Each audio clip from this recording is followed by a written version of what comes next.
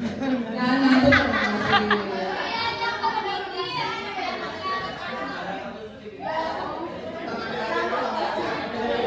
Oke, selesai saja semua Bapak Ibu. Apakah Anda semua merasa lelah? Saya pun begitu. Ya, oke. Untuk mengurangi rasa lelah, saya mau meminta vokalis SIT atau Garuda untuk menyanyikan lagu karangan saya bersama IS. TA ya. Sudah membuat video klipnya ya. Apakah ini bisa langsung connect? Coba saya lihat dulu ya.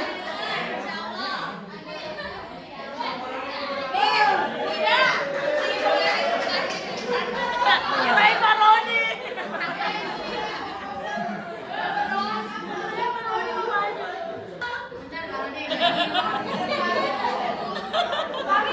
Dari luar materi. Mbak Isa silakan. Oh, sama-sama. Kan Mbak Isa udah hafal. Mbak Isa silakan. Mbak Isa sudah menghayati.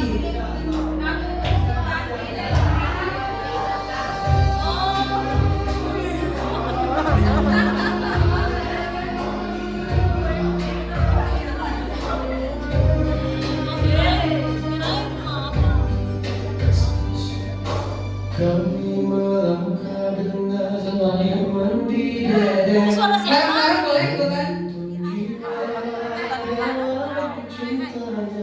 Aduh, suara Pak aja.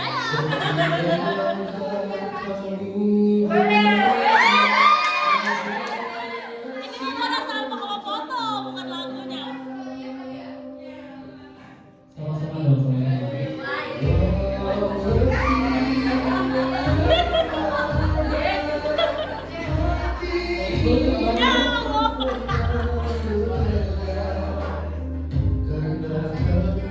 kami percaya janjinya.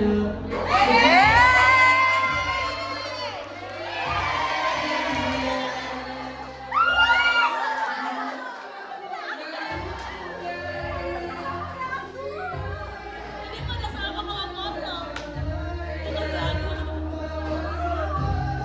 Bos, ini sedih. Instrumennya. Kami berjuang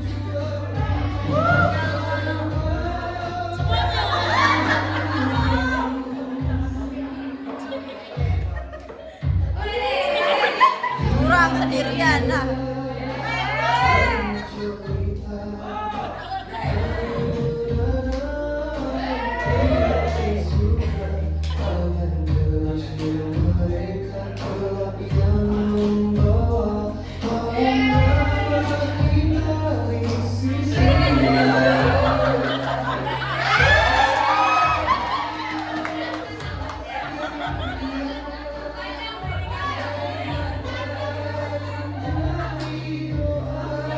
Banyak amal dari tadi ya. Mana bukannya merongos.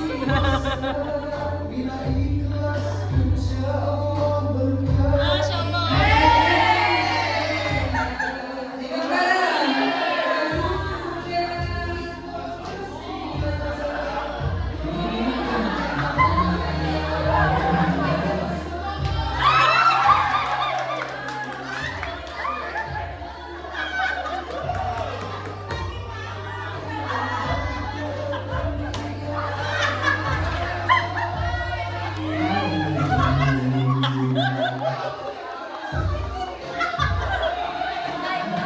Ini mah lagunya nggak nyampe ke kita.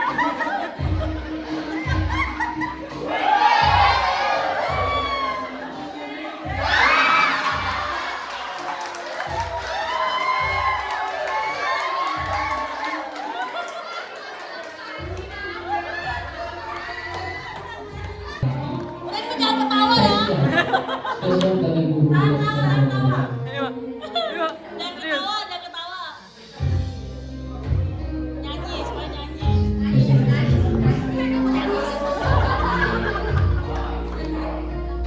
Mulia mana mulia? Mulia.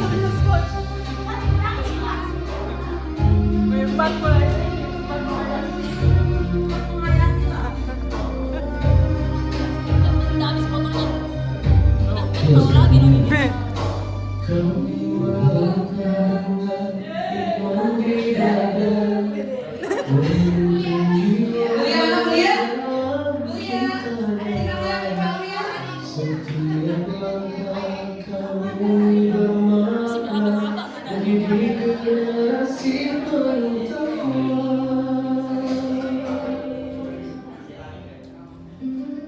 Walau letih menyapa raga, Cantik-cantik ya.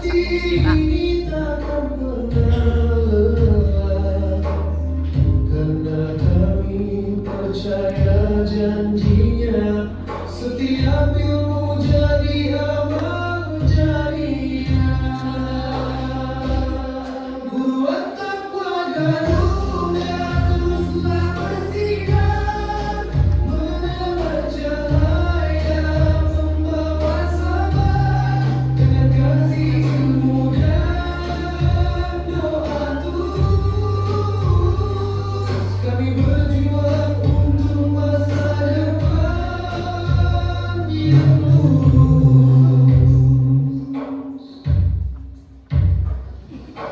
Di ruang kelas penuh cerita, kami menanam nilai surga. Banyak kecil mereka yang membawa harum nama kita di sisinya. Langit jadi saksi setia, air mata menjadi doa. Langkah kecil ini berarti besar, bila ikhlas insya Allah berkah mengalir gerak. Buat takwa Garuda teruslah bersinar, menebar cahaya membawa sabar dengan kasih ilmu dan doa tulus. Kami berjuang untuk masa depan yang lurus. Takwa Garuda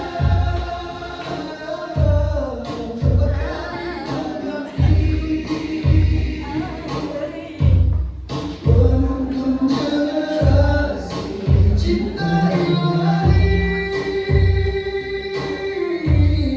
Buat takwa Garuda cahaya mulia.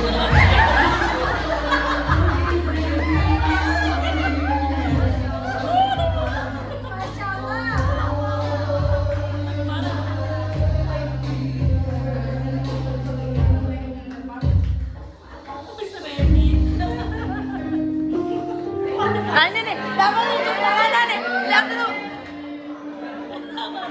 Cium tangannya ya, lihat cium tangannya. Tuh 2, 3. Oke, terima kasih. Nyalain lagi ya. Kali ini kecakapan observasi respon.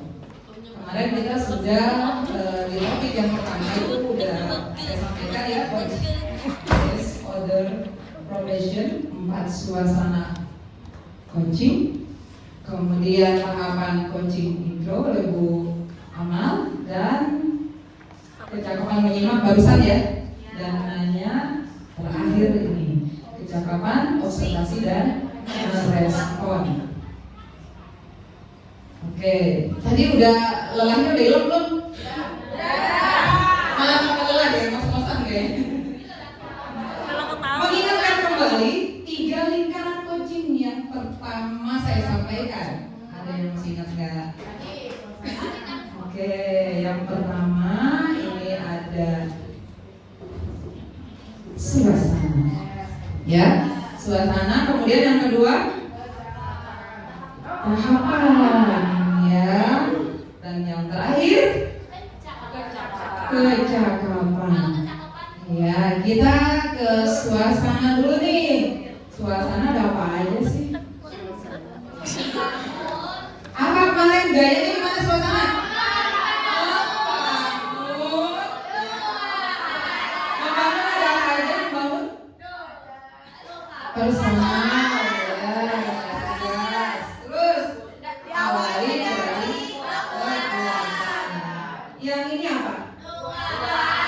Dua arah ya, dua arah. Oke, dua arah ada apa aja? Gunakan kata kunci yang tepat dan 80 porsinya untuk kunci dan 20 untuk kunci. Ya.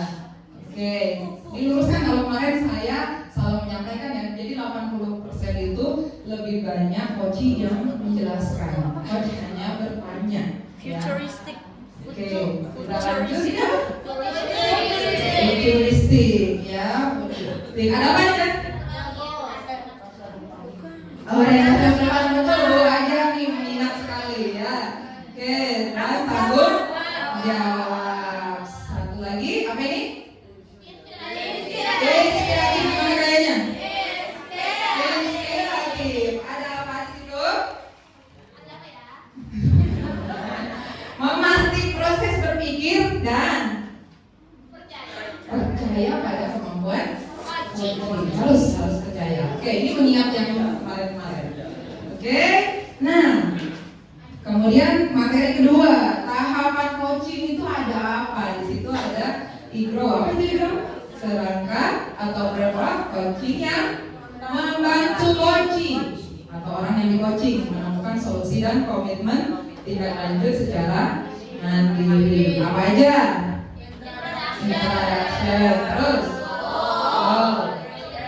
reality, social, dan win. Nah ini dua materi sudah kita dapatkan. Yang berikutnya tadi ada menyimak dan menanya ya. Oke, sekarang kita ke observasi. Observasi itu dilakukan oleh seorang coach. Ya, perlu melakukan beberapa hal agar hasil pengamatannya akurat, objektif, dan bermanfaat dalam proses coaching. Hal-hal yang harus dilakukan, ya.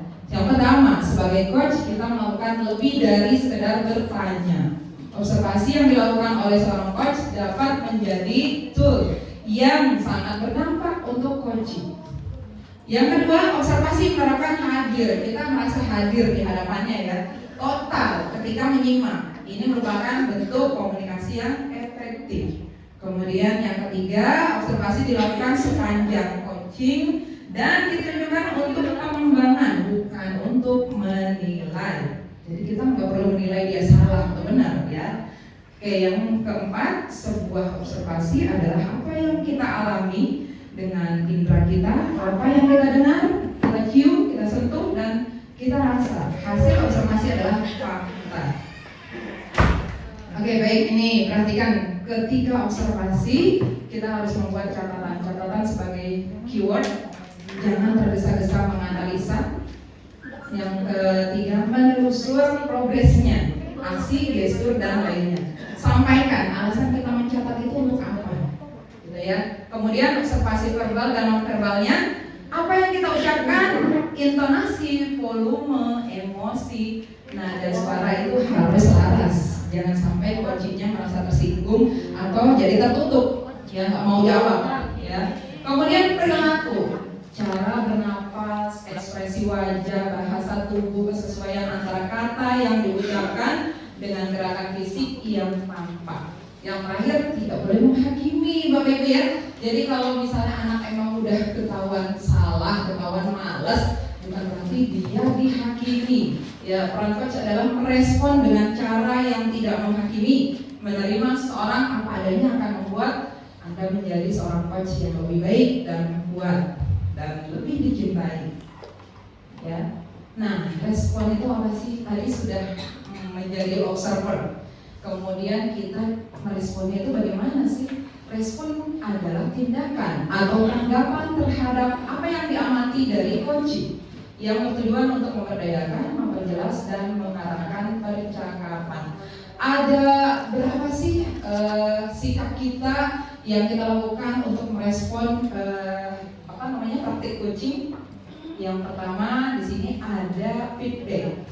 Seperti yang kemarin saja alami ya, dan dipraktekkan ketika kita melakukan supervisi guru. Kemarin sudah pada dapat feedback semua? Sudah ya, sudah dapat feedback semua.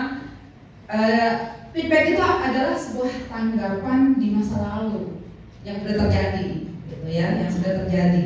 Jadi sampaikan positif dan negatifnya, gitu ya. Nah, yang satu lagi adalah feed forward. Nah, ini langkah berikutnya apa? Gitu ya, sampaikan tanggapan untuk langkah berikutnya. Ya, tadi kan kira-kira niat kamu untuk memperbaiki diri ada di poin 1 atau sampai 9, pilih yang mana? Nah, itu feed forward seperti itu ya. Oke, kita lanjut. Saya cepat karena nanti ada praktek dan ada hadiahnya ya. Oke. Untuk feedback dulu. Feedback memberikan informasi tentang tugas yang telah dilakukan dengan tujuan untuk memberikan perubahan. Kemudian feedback biasanya mendiskusikan apa yang terjadi di masa lalu, memberikan komentar, dan feedback dapat bernilai negatif atau juga bernilai positif. Dapat menjadi perbaikan saat kita menyebutkan kekuatan dan saran untuk perbaikan. Bagaimana dengan feed forward? Nah, di sini berarti menolong coach untuk menemukan usulan dan rekomendasi, membantu coach menemukan apa yang benar, bukan untuk membuktikan kesalahan mereka. Nah, komponennya apa aja? Memperluas kemungkinan, spesifik, dan autentik. Nah, kita langsung ke praktek aja nih, Bapak Ibu. Ya, sekarang silakan membuat kelompok terdiri dari 3 orang. Nanti, ya, bergiliran. Ada yang perannya sebagai coach, ada yang perannya sebagai coaching, dan satu lagi berperan sebagai observer. Ya, jadi ada 3 orang, kan itu bergiliran, gantian. Kalau saya udah mencoba jadi observer, nanti jadi coaching. Kalau saya udah jadi coaching, saya jadi coach, gantian dengan permasalahan yang berbeda. Tentukan masalahnya dulu. Ya, tentukan masalahnya dulu. Dan yang mau tampil mempresentasikannya ke depan, itulah yang dapat hadiah. Bu, kalau gimana, Mida, kalau semuanya pengen ke depan semua, boleh, tapi pilih yang terbaik nanti. Gitu. Tapi kalau nggak ada yang mau maju, ya udah, yang maju satu itu yang dapat hadiah. Oke, silakan diberi waktu persiapan 3 menit, tentukan masalah dulu. Kira-kira masalah apa yang terjadi? Setiap gantian masalahnya boleh beda-beda. Silakan 3 orang ya, 3 orang aja. Jadi ada yang bertugas sebagai coach, coaching, observer.